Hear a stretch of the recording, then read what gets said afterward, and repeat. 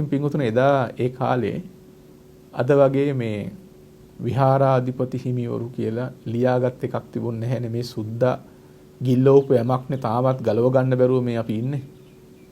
එදා භික්ෂුන් වහන්සේලාට අයිති මේ මගේ සේනාසනය කියලා තියාගෙන හිටපු විහෙර විහාර තිබුණේ නැහැ.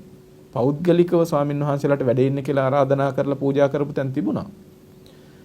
පොදුවේ තියෙන සියලු සංඝාරාමයන් මහා සංඝරත්නයගේ සිව් දිසාවෙන්ම වඩින මහා සංඝරත්නයටයි ඒව පූජා කරලා තිබුණේ. උන්වහන්සේලා කැමති පරිදි සුදුසු පරිදි ඒ තැන්වල වැඩ හිටියා. හරියට පියාපත් බර විතරක් අරගෙන පියාසර කරගෙන යන පක්ෂියෙක් වගේ උන්වහන්සේලා එක විහාරයකින් තවත් විහාරයකට වැඩම කළා.